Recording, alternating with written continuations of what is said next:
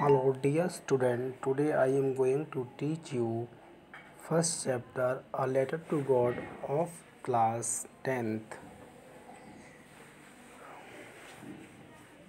This chapter is very interesting. What the meaning of this chapter? A Letter to God, it means ईश्वर के नाम पत्र. इस chapter देखिए, one thing is clear.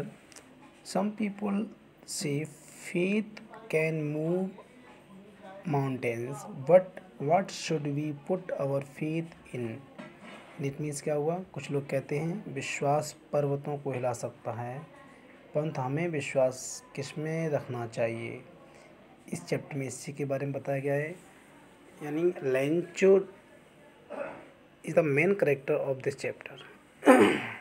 Who was Lencho? Lencho was a poor farmer who was not well educated, but he had deep faith in God.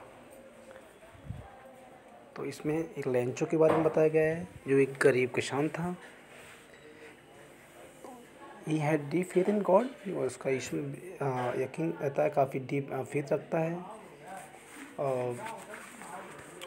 Once his crops totally destroyed by hailstones, there was no one to help him in that condition, so he decided to write a letter to God.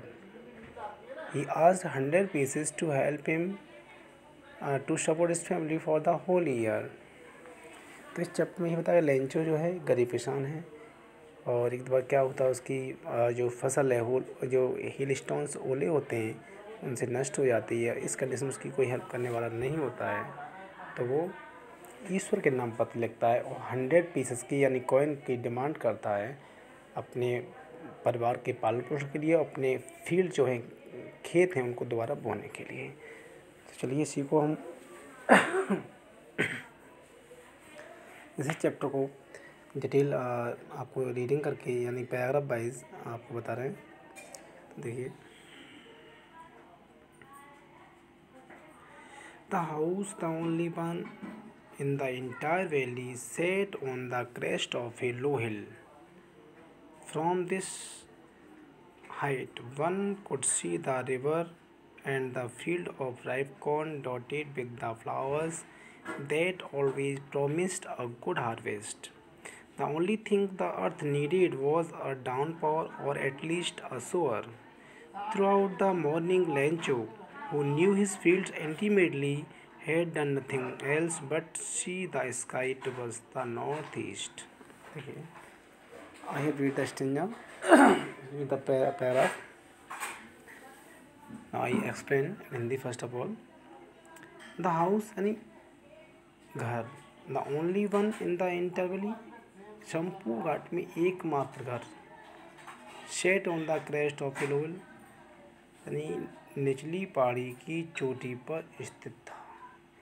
यानी there was only single house in the whole valley which was situated on the crest of a low hill. From this side one could see, इस ऊंचाई से कोई भी देख सकता था, the river नदी को, and the field of ripe corn, पकी फसल है जो बिखरी हुई थी, डॉटी बोलते हैं बिखरी हुई, विद द फ्लावर्स फूलों से आच्छादित थी, that always promise a good harvest, जो हमेशा उसे एक तरह से उम्मीद रखती थी कि अच्छी फसल उसकी होगी उस वर्ष. The only things the earth needed was a downfall. अब उसकी फसल तैयार होने वाली होती है लेंचो की, तो क्या होता है, the only thing the earth needed, उसके खेतों को ज़रूरत थी किसकी, डाउनफॉल हैवी रेन की, या तो और एटलीस्ट और शोर या कम से कम हल्की बौछार हो जाए. Through out the morning Lencho, सुबह से ही जो लेंचो क्या है, who knew his field intimately had done nothing wrong but see the sky towards the north east. सुबह से लेंचो उत्तर पूर्व दिशा में आकाश की ओर देखता रहा और कुछ नहीं किया उसने. वो न्यू हिज फील्ड इंटीमेट, जो अपने खेतों के बारे में अच्छी तरह जानता था, यानी ही डिडंट डू एनीथिंग, उसने कुछ भी नहीं किया था for the whole day, only he saw towards the north east side. because he hoped that it would be rain today. Now we are really going to get some water. देखिए यहाँ क्या कह रहा है, now we are really going to get some water man. इसमें जो lens हुआ वो कह रहा है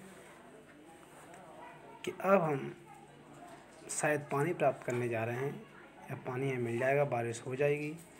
वुमेन स्त्री अपनी वाइफ से कह रहा है, हु इज वुमेन, यहाँ कौन है, उसकी वाइफ है।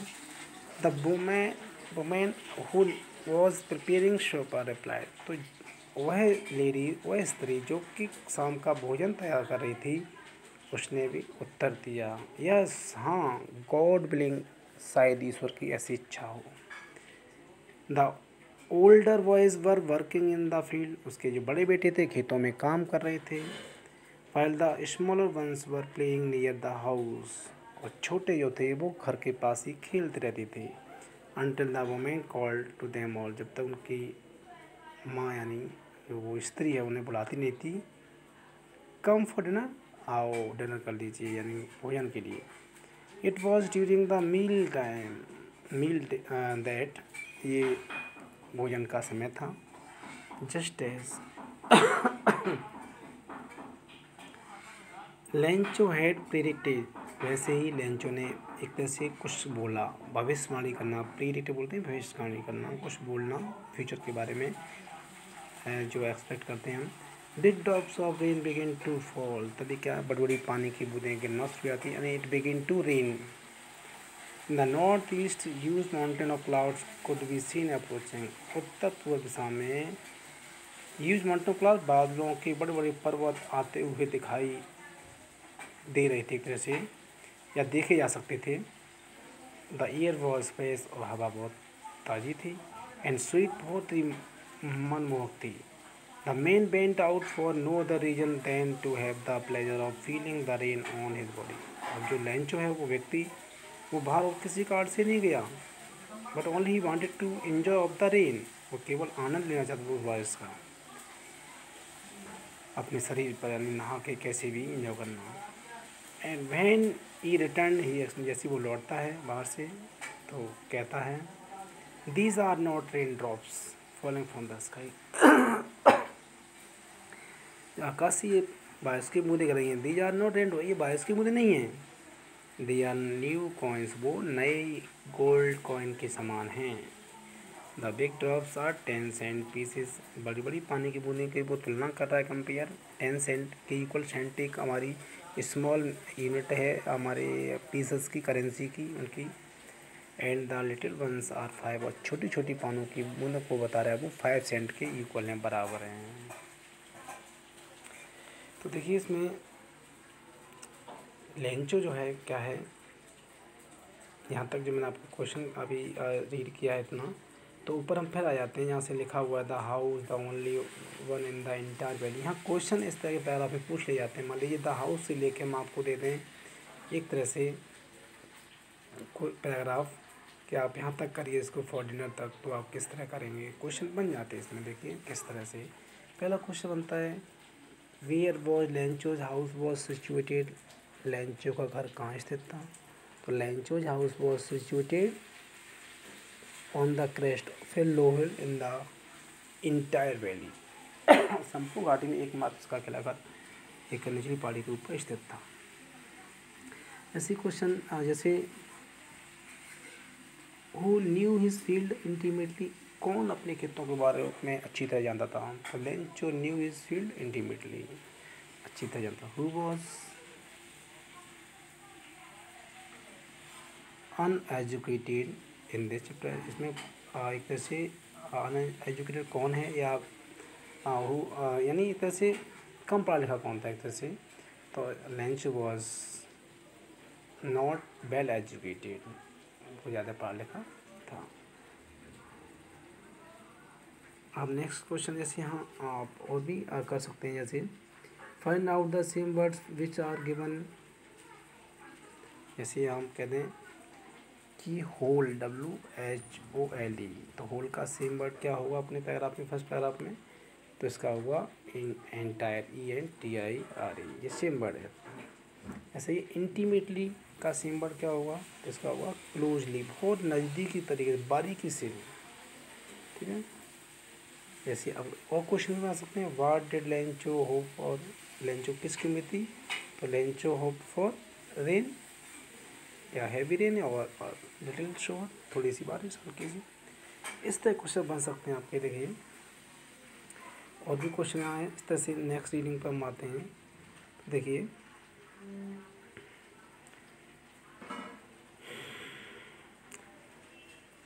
The man went out for no other reason then to have the pleasure of feeling the rain, ये हमने आपको पहला पढ़ा दिया था यहाँ तक पूरा। देखिए the big drops are 10 cent pieces and the little ones are 5, यहाँ तक मैंने आपको अभी एक्सप्लेन कर दिया इसका।